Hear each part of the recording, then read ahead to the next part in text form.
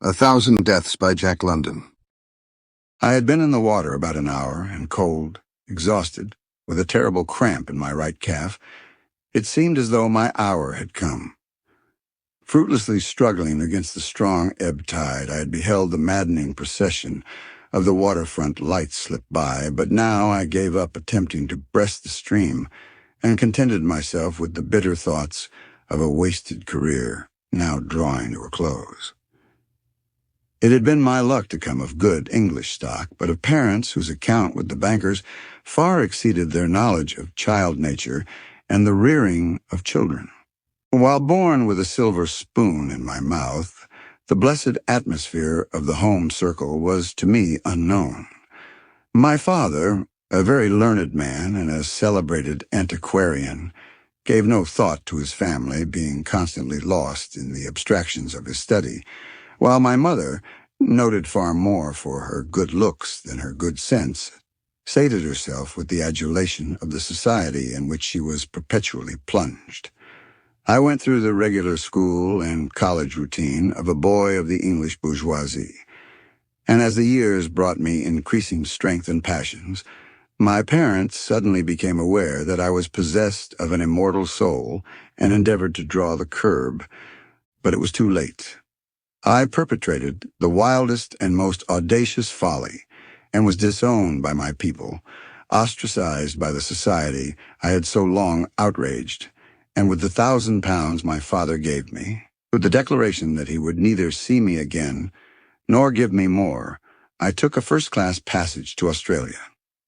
Since then my life had been one long peregrination, from the Orient to the Occident, from the Arctic to the Antarctic, to find myself at last, an able seaman at 30, in the full vigor of my manhood, drowning in San Francisco Bay because of a disastrously successful attempt to desert my ship. My right leg was drawn up by the cramp, and I was suffering the keenest agony. A slight breeze stirred up a choppy sea which washed into my mouth and down my throat, nor could I prevent it. Though I still contrived to keep afloat, it was merely mechanical, for I was rapidly becoming unconscious. I have a dim recollection of drifting past the sea wall and of catching a glimpse of an upriver steamer's starboard light. Then everything became a blank. I heard the low hum of insect life and felt the balmy air of a spring morning fanning my cheek. Gradually it assumed a rhythmic flow to whose soft pulsations my body seemed to respond. I floated on the gentle bosom of a summer sea, rising and falling with dreamy pleasure on each crooning wave. But the pulsations grew stronger, the humming louder, the waves larger, fiercer. I was dashed about on a stormy sea. A great agony fastened upon me. Brilliant, intermittent sparks of light flashed athwart my inner consciousness. In my ears there was the sound of many waters, then a sudden snapping of an intangible something, and I awoke. The scene of which I was protagonist was a curious one. A glance sufficed to inform me that I lay on the cabin floor of some gentleman's yacht in a most uncomfortable posture. On either side, grasping my arms and working them up and down like pump handles, were two peculiarly clad, dark-skinned creatures. Though conversant with most aboriginal types, I could not conjecture their nationality. Some attachment had been fastened about my head, which connected my respiratory organs with the machine I shall next describe. My nostrils, however, had been closed, forcing me to breathe through my mouth. Foreshortened by the obliquity of my line of vision, I beheld two tubes, similar to small hosing but of different composition, which emerged from my mouth and went off at an acute angle from each other. The first came to an abrupt termination and lay on the floor beside me. The second traversed the floor in numerous coils connecting with the apparatus I have promised to describe. In the days before my life had become tangential, I had dabbled not a little in science, and conversant with the appurtenances and general paraphernalia of the laboratory, I appreciated the machine I now beheld. It was composed chiefly of glass, the construction being of that crude sort which is employed for experimentative purposes. A vessel of water was surrounded by an air chamber, to which was fixed a vertical tube surmounted by a globe. In the center of this was a vacuum gauge. The water in the tube moved upwards and downwards, creating alternate inhalations and exhalations, which were in turn communicated to me through the hose. With this, and the aid of the men who pumped my arms so vigorously, had the process of breathing been artificially carried on, my chest rising and falling, and my lungs expanding and contracting, till nature could be persuaded to again take up her wonted labor. As I opened my eyes, the appliance about my head, nostrils, and mouth was removed. Draining a stiff 3 fingers of brandy, I staggered to my feet to thank my preserver, and confronted my father. But long years of fellowship with danger had taught me self-control, and I waited to see if he would recognize me. Not so. He saw in me no more than a runaway sailor, and treated me accordingly. Leaving me to the care of the blackies, he fell to revising the notes he had made on my resuscitation. As I ate of the handsome fare served up to me, confusion began on deck, and from the chanties of the sailors and the rattling of blocks and tackles, I surmised that we were getting under way. What a lark! Off on a cruise with my recluse father into the wide Pacific. Little did I realize, as I laughed to myself, which side the joke was to be on. Had I known, I would have plunged overboard and welcomed the dirty forecastle from which I had just escaped. I was not allowed on deck till we had sunk the Farallones and the last pilot boat. I appreciated this forethought on the part of my father, and made it a point to thank him heartily in my bluff seaman's manner. I could not suspect that he had his own ends in view, in thus keeping my presence secret to all save the crew. He told me briefly of my rescue by his sailors, assuring me that the obligation was on his side, as my appearance had been most opportune. He had constructed the apparatus for the vindication of a theory concerning certain biological phenomena, and had been waiting for an opportunity to use it. "You have proved it beyond all doubt," he said, then added with a sigh, "but only in the small matter of drowning." But to take a reef in my yarn, he offered me an advance of £2 on my previous wages to sail with him, and this I considered handsome, for he really did not need me. Contrary to my expectations, I did not join the sailor mess, Ford being assigned to a comfortable stateroom and eating at the captain's table. He had perceived that I was no common sailor, and I resolved to take this chance for reinstating myself in his good graces. I wove a fictitious past to account for my education and present position, and did my best to come in touch with him. I was not long in disclosing a predilection for scientific pursuits, nor he in appreciating my aptitude. I became his assistant, with a corresponding increase in wages, and before long, as he grew confidential and expounded his theories, I was as enthusiastic as himself. The days flew quickly by, for I was deeply interested in my new studies, passing my waking hours in his well-stocked library, or listening to his plans and aiding him in his laboratory work. But we were forced to forego many enticing experiments, a rolling ship not being exactly the proper place for delicate or intricate work. He promised me, however, many a delightful hour in the magnificent laboratory for which we were bound. He had taken possession of an uncharted South Sea island, as he said, and turned it into a scientific paradise. We had not been on the island long before I discovered the horrible mare's nest I had fallen into. But before I describe the strange things which came to pass, I must briefly outline the causes which culminated in as startling an experience as ever fell to the lot of man. Late in life, my father had abandoned the musty charms of antiquity and succumbed to the more fascinating ones embraced under the general head of biology. Having been thoroughly grounded during his youth in the fundamentals, he rapidly explored all the higher branches as far as the scientific world had gone, and found himself on the no-man's land of the unknowable. It was his intention to preempt some of this unclaimed territory, and it was at this stage of his investigations that we had been thrown together. Having a good brain, though I say it myself, I had mastered his speculations and methods of reasoning, becoming almost as mad as himself. But I should not say this. The marvelous results we afterwards obtained can only go to prove his sanity. I can but say that he was the most abnormal specimen of cold-blooded cruelty I have ever seen.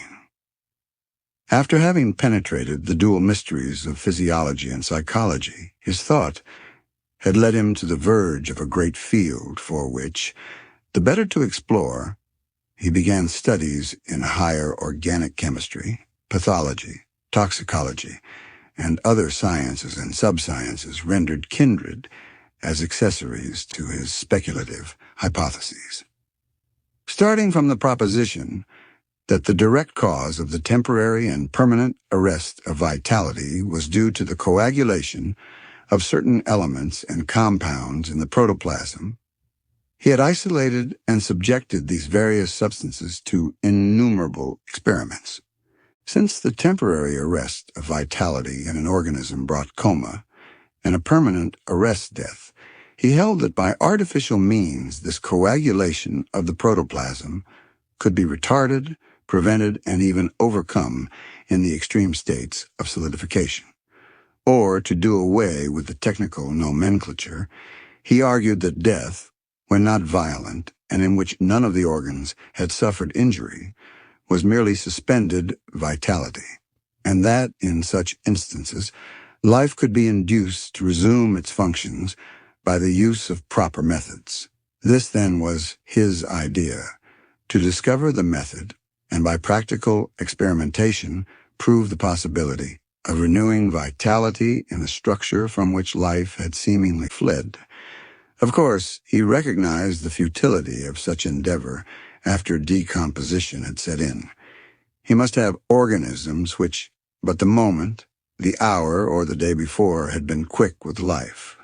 With me, in a crude way, he had proved this theory. I was really drowned, really dead, when picked from the water of San Francisco Bay. But the vital spark had been renewed by means of his aerotherapeutical apparatus, as he called it. Now to his dark purpose concerning me. He first showed me how completely I was in his power. He had sent the yacht away for a year, retaining only his 2 blackies, who were utterly devoted to him, my captors. But this latter was frustrated through the precautions taken by my father. I was subjected to a constant surveillance, even in my sleep, being guarded by one or the other of the blacks. Having pleaded in vain, I announced and proved that I was his son. It was my last card, and I had played all my hopes upon it. But he was inexorable. He was not a father, but a scientific machine. I wonder yet how it ever came to pass that he married my mother or begat me, for there was not the slightest grain of emotion in his makeup. Reason was all in all to him, nor could he understand such things as love or sympathy in others, except as petty weaknesses which should be overcome. So he informed me that in the beginning he had given me life, and who had better right to take it away than he? Such, he said, was not his desire, however. He merely wished to borrow it occasionally, promising to return it punctually at the appointed time. Of course, there was a liability of mishaps, but I could do no more than take the chances, since the affairs of men were full of such. The better to ensure success, he wished me to be in the best possible condition, so I was dieted and trained like a great athlete before a decisive contest. What could I do? If I had to undergo the peril, it were best to be in good shape. In my intervals of relaxation, he allowed me to assist in the arranging of the apparatus and in the various subsidiary experiments. The interest I took in all such operations can be imagined. I mastered the work as thoroughly as he, and often had the pleasure of seeing some of my suggestions or alterations put into effect, After such events, I would smile grimly, conscious of officiating at my own funeral. He began by inaugurating a series of experiments in toxicology. When all was ready, I was killed by a stiff dose of strychnine and allowed to lie dead for some 20 hours.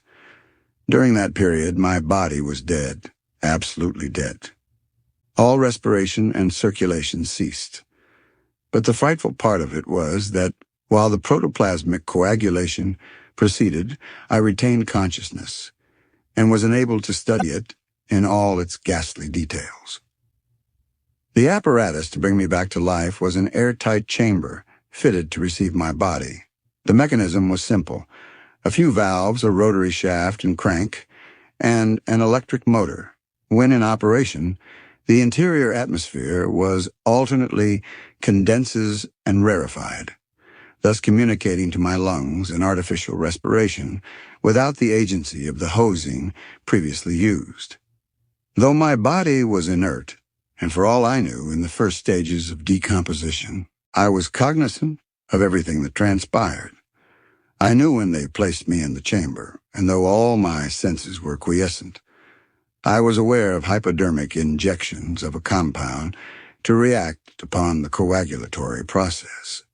Then the chamber was closed and the machinery started. My anxiety was terrible, but the circulation became gradually restored, the different organs began to carry on their respective functions, and in an hour's time I was eating a hearty dinner. It cannot be said that I participated in this series, nor in the subsequent ones, with much verve. But after 2 ineffectual attempts of escape, I began to take quite an interest. Besides, I was becoming accustomed. My father was beside himself at his success, and as the months rolled by, his speculations took wilder and yet wilder flights. We ranged through the 3 great classes of poisons, the neurotics, the gaseous, and the irritants, but carefully avoided some of the mineral irritants and passed the whole group of corrosives. During the poison regime, I became quite accustomed to dying, and had but one mishap to shake my growing confidence. Scarifying a number of lesser blood vessels in my arm, he introduced a minute quantity of that most frightful of poisons, the arrow poison, or curare. I lost consciousness at the start, quickly followed by the cessation of respiration and circulation, and so far had the solidification of the protoplasm advanced that he gave up all hope. But at the last moment he applied a discovery he had been working upon, receiving such encouragement as to redouble his efforts. In a glass vacuum, similar but not exactly like a Crookes's tube, was placed a magnetic field. When penetrated by polarized light, it gave no phenomena of phosphorescence nor the rectilinear projection of atoms, but emitted non-luminous rays similar to the X-ray, while the X-ray could reveal opaque objects hidden in dense mediums. This was possessed of far subtler penetration. By this, he photographed my body and found on the negative an infinite number of blurred shadows, due to the chemical and electric motion still going on. This was an infallible proof that the rigor mortis in which I lay was not genuine. That is, those mysterious forces, those delicate bonds which held my soul to my body, were still in action. The resultants of all other poisons were unapparent, save those of mercurial compounds, which usually left me languid for several days. Another series of delightful experiments was with electricity. We verified Tesla's assertion that high currents were utterly harmless by passing 100,000 volts through my body. As this did not affect me, the current was reduced to 2,500, and I was quickly electrocuted. This time he ventured so far as to allow me to remain dead, or in a state of suspended vitality, for 3 days. It took 4 hours to bring me back. Once he superinduced lockjaw, but the agony of dying was so great that I positively refused to undergo similar experiments. The easiest deaths were by asphyxiation, such as drowning, strangling, and suffocation by gas. while those by morphine, opium, cocaine, and chloroform were not at all hard. Another time, after being suffocated, he kept me in cold storage for 3 months, not permitting me to freeze or decay.